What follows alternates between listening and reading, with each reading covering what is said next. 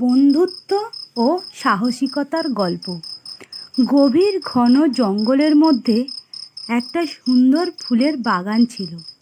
সেখানে অনেক কীটপতঙ্গ বাস করত, যাদের মধ্যে একটা মৌমাছি, একটা প্রজাপতি আর একটা ফড়িং খুব ভালো বন্ধু ছিল।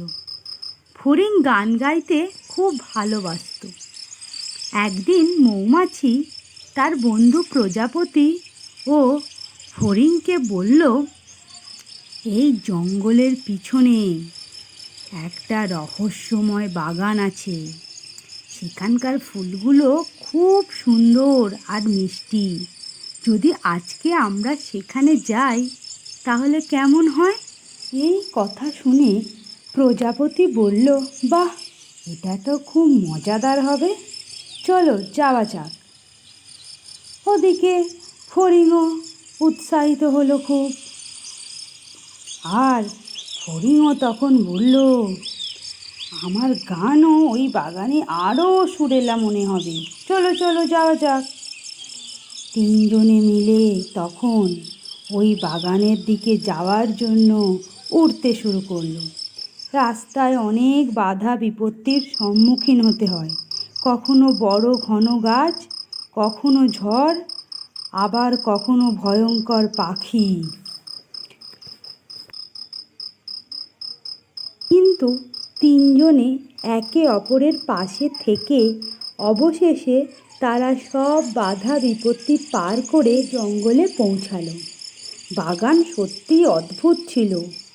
সেখানকার ফুল শুধু সুন্দরই ছিল না, বরং তা থেকে একটা মিষ্টি সুগন্ধও আসছিল। মৌমাছি তো তাড়াতাড়ি ফুলের মধু সংগ্রহ করতে শুরু করলো। প্রজাপতি নিজের ডানা দিয়ে ফুলের পরাগ ছড়াতে শুরু করলো, আর ফড়িং নিজের সুরেলা গলায় গান শুরু করলো। কিন্তু তখনই একটা বড় মাকড়সা তাদের উপর আক্রমণ করলো। মাকড়সা ভাবলো এই ছোট ছোট কীটগুলোকে সহজেই শিকার করে নেব। এই দেখে মৌমাছি, প্রজাপতি আর ফড়িং তিনজনে খুব ভয় পেয়ে গেল। কিন্তু তারা হার মানল না। মৌমাছি তার ওর ডানা দিয়ে মাকড়সাকে ঝাপটা মারে। প্রজাপতি তার ডানা দিয়ে মাকড়সার চোখে ধুলো দিয়ে দেয়, আর ফড়িং জোর গলায় গান গেয়ে মাকড়সাকে বিচলিত করে দিল।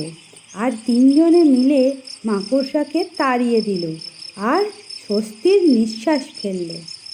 তারা একে অপরকে ধন্যবাদ দিল আর নিজের নিজের কাজে লেগে পড়ল। মৌমাছি খুব মিষ্টি মধু সংগ্রহ করলো।